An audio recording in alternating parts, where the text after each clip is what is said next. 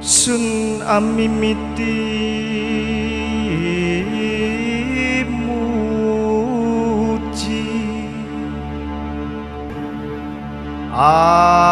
nyebut asmane Allah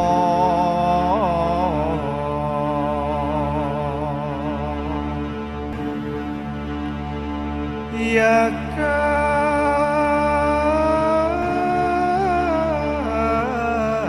murah ing donya reke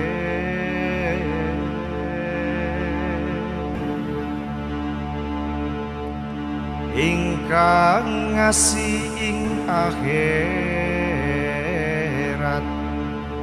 kang pinuji datan begas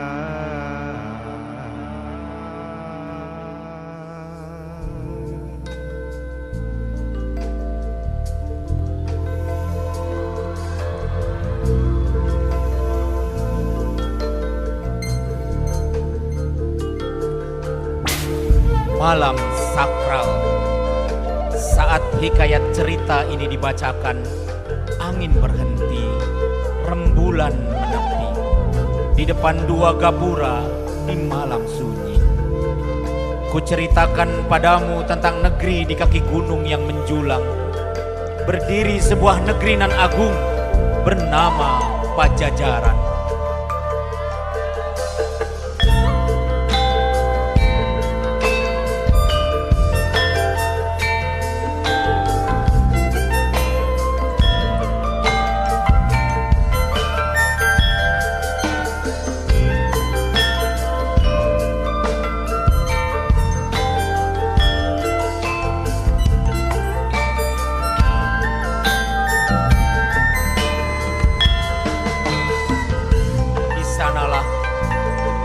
Hutan hijau merangkul bumi, sungai-sungai mengalir jernih bagai cermin langit, dan sawah membentang bagaikan permadani emas.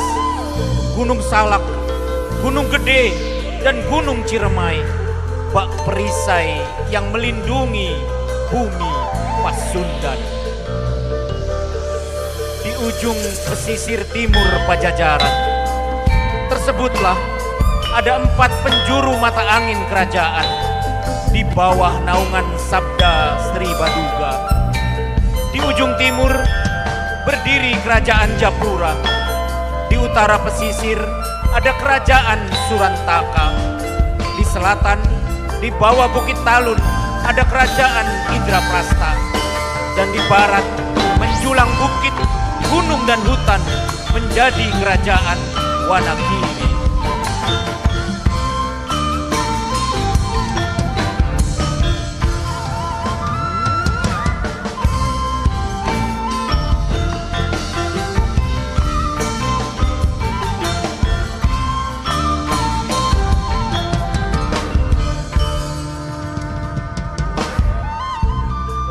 Di malam hening, berjalan laki-laki muda dan wanita baya, adik kakak rupanya, Pangeran Walang Sungsang dan Nyai Rara Santang, angkat dari megah istana, meninggalkan ayahnya Sri Baduga Maharaja Prabu Siliwangi, hingga sampai di pesisir timur Jawa.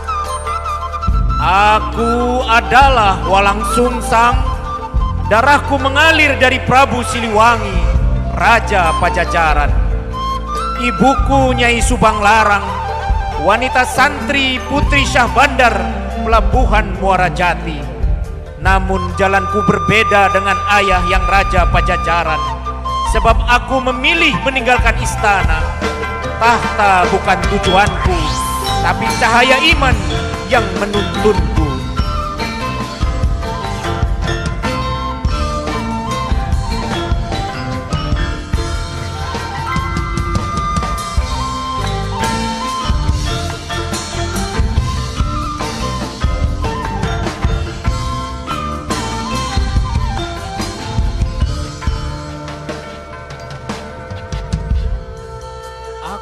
Berjalan jauh, menempuh hutan dan samudra, hingga akhirnya kakiku berhenti di pesisir ini.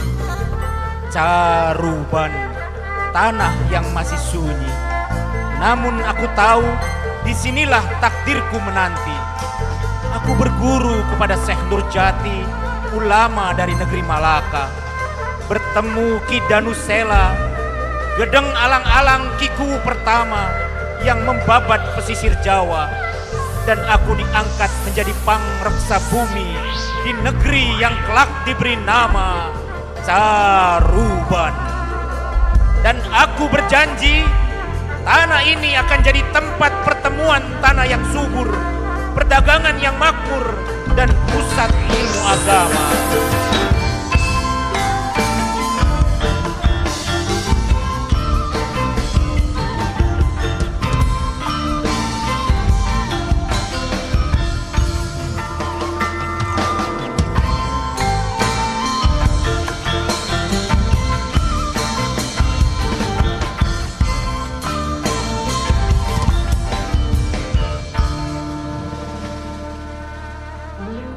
Maka berdirilah Caruban, bukan hanya dari batu dan kayu, tetapi dari semangat, doa, dan persatuan. Di sini orang Jawa, Sunda, Arab, dan Tionghoa semua melebur menjadi satu, tanpa sekat, tanpa jarak. Setelah Kiku pertama Danusela, gedeng alang-alang wafat, Pangeran Cakrabuana menggantikannya menjadi Kikuwu yang kedua, mempersunting Nyai Endang Gelis, putri dari Ki Danu Arsi, kakak dari Kikuwu pertama, Ki Danusela. Caruban, tanah pesisir yang lahir dari percampuran. Disinilah laut biru bersua dengan daratan subur. Disinilah berbagai bangsa dan suku bertemu menjadi satu jiwa, satu nafas, satu tanah, negeri Caruban.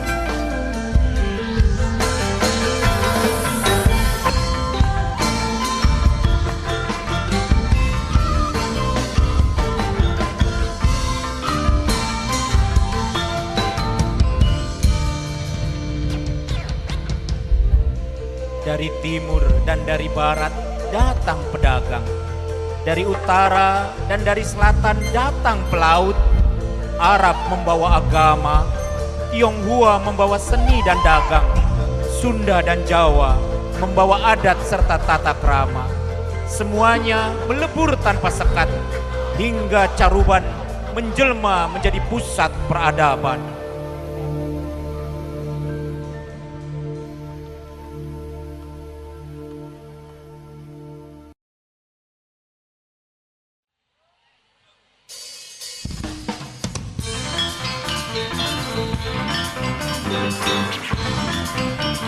Pasar-pasarnya riuh oleh rempah dan kain sutra.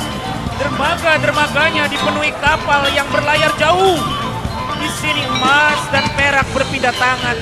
Namun lebih dari itu, ilmu, budaya, dan keyakinan tumbuh bersama, menciptakan harmoni yang tak tergoyahkan.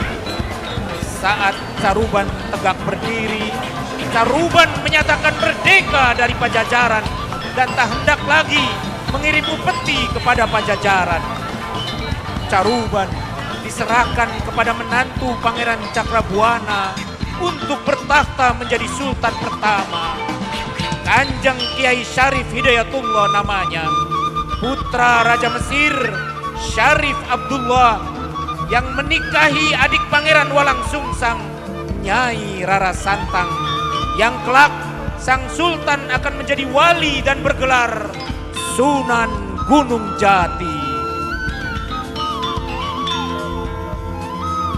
Tersohorlah kisah Caruban Nagari hingga sampai di negeri Mataram.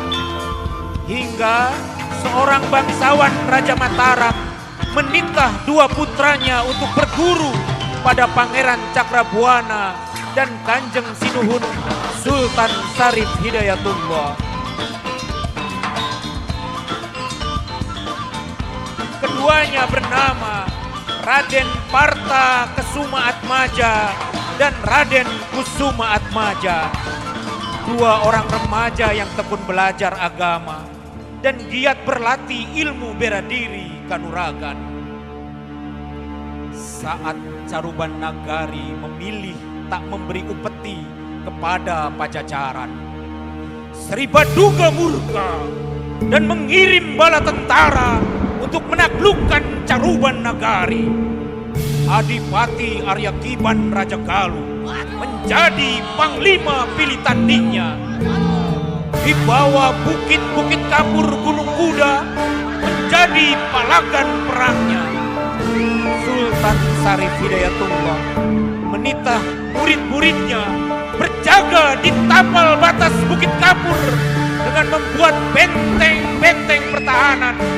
Kelak daerah ini akan dikenang orang menjadi nama daerah Benteng Gagan.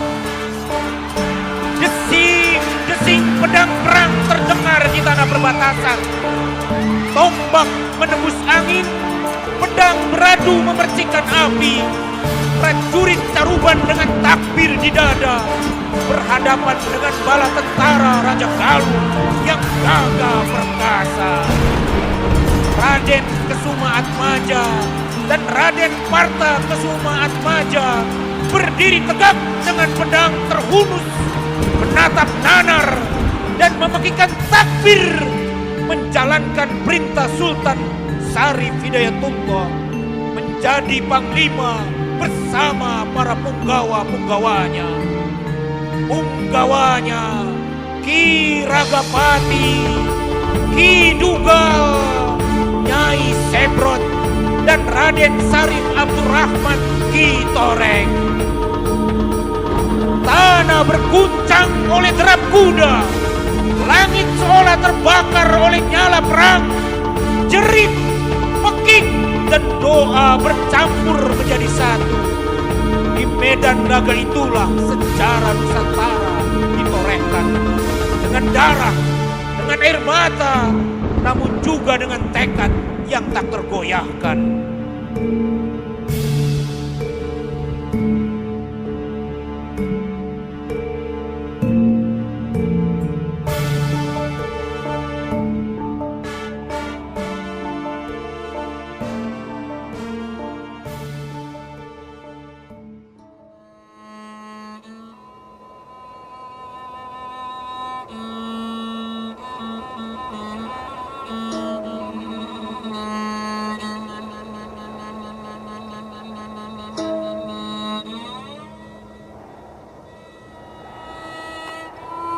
Pasukan Pajajaran lari tunggang langgang, tak kuasa menahan pertahanan pasukan Caruban bak tembok baja di benteng-benteng yang berjajar di sepanjang Bukit Kapur.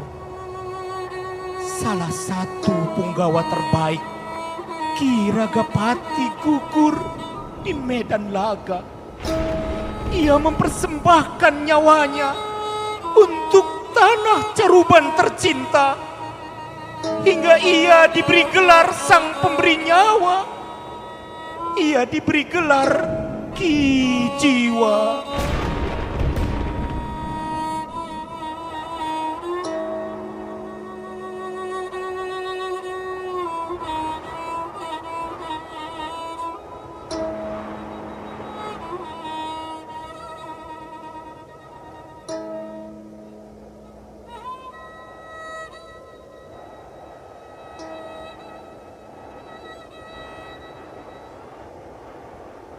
Yen besuk Maryang eman,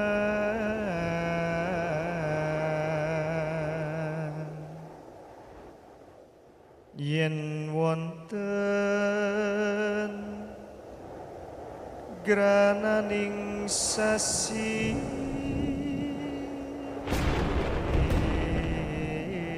srengenge kembar leli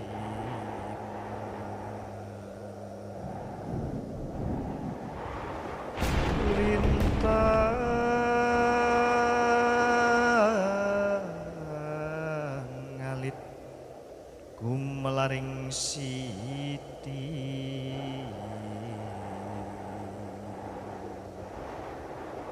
sa citanan urip amung ingsun lawan sirah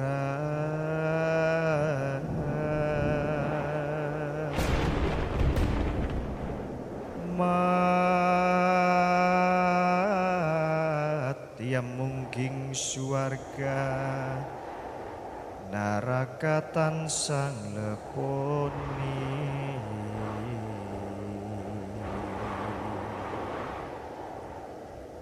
akhir zaman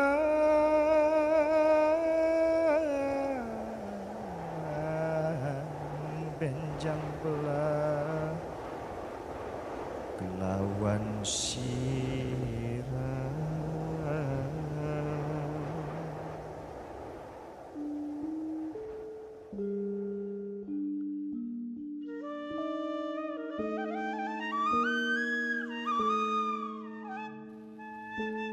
Saat perang mereda, pasukan menghela nafas sesaat di sekitar benteng-benteng pertahanannya. Di sebuah bukit dan hutan nan rindang, pasukan terlena dengan angin semilir. Dahan rerantingannya yang teduh dan suara-suara burung sahut bertalu-talu. Sebagiannya terlelap dalam tidur hingga ternyenyak.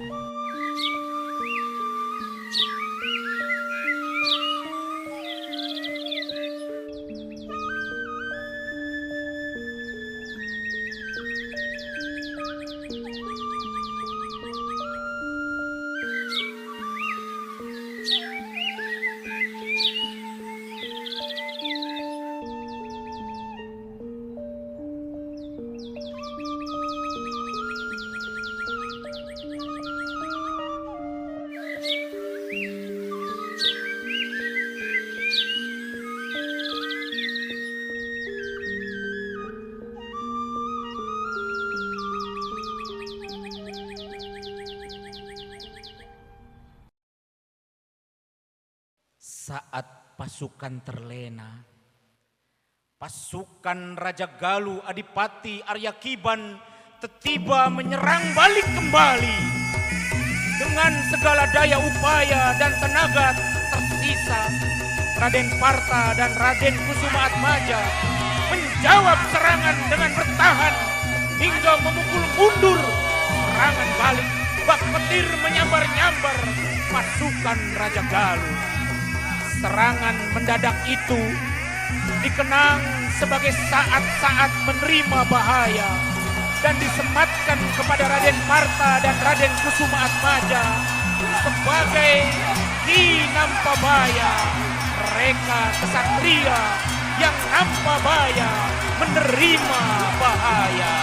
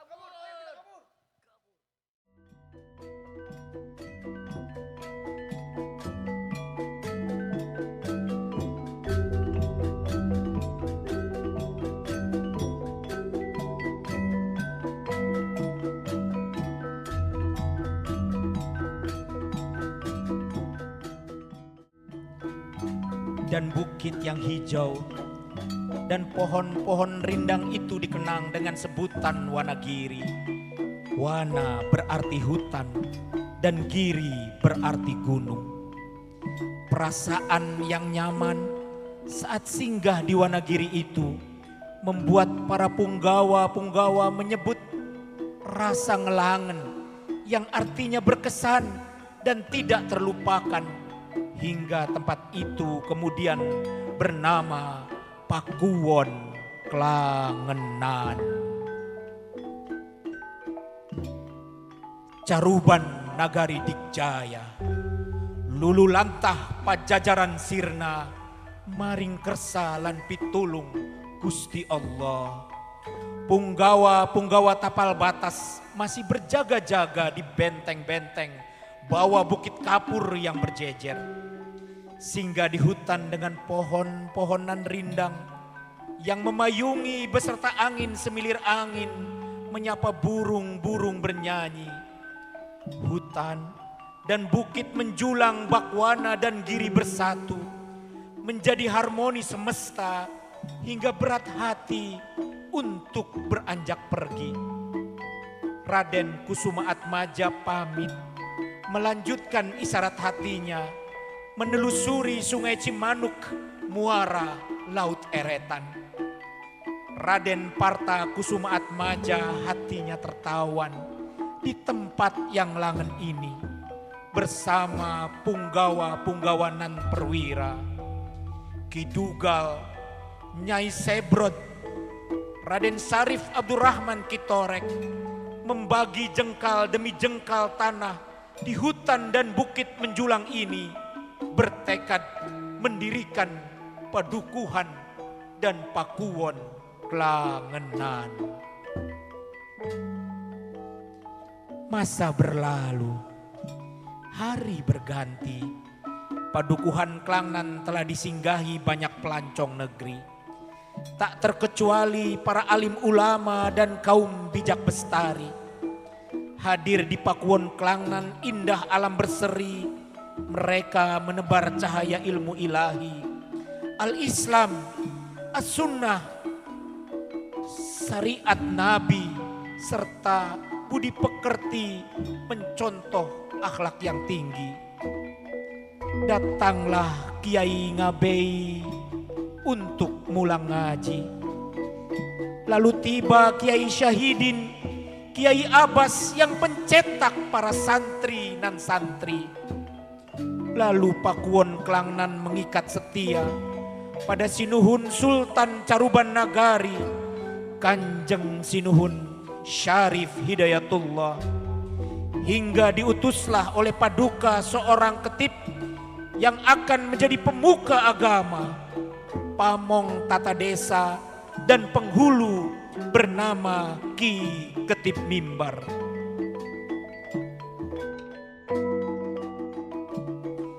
Demikianlah hikayat cerita di negeri nan indah bernama Klangenan. Bila menatap jauh, terlihat Gunung Ciremai laksana cermin yang memantul indah, dinaungi dedaunan dan ranting yang jadi atapnya, disemliwir angin yang mengajak burung-burung bernyanyi di saat pagi dan senja. Senyum-senyum penghuni kampungnya sumringah nan ramah, saling membahu, gotong royong bak saudara meski tak semuanya sedara. Mereka menebus mulia masa depan dengan giat bekerja dan pantang hidup mengiba, jua menista belas kasihan manusia. Memegang jimat buyut Klangenan, jimat syariat agama dan sunnah Kanjeng Rasulullah. Siap nyumponi titipan Baku Cirebon dan Sinuhun Kanjeng Sunan Gunung Jati. Ingsun titip tajuk lan fakir miskin. Allahumma sholli wa sallim ala Wahai yang maha memiliki rahasia ruh, Sayyid. andai kata malam hari ini Engkau pinjamkan kembali ruh, dihadirkan kembali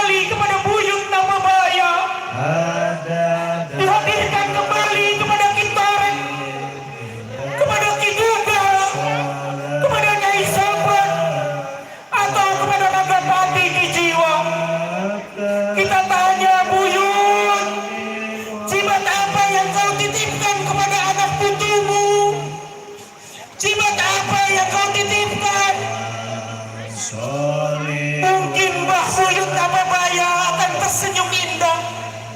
Dia berkata, "Cung nong anak putu kula, kula beli duit jimat, kula beli duit kamar, tak titip nang jimat kanggo anak putu kelangan, jimat kula anak yatim, jimat kula fakir miskin, anak putu buyut Nababaya aja tinggal sholat, aja tinggal sholat." Andai kata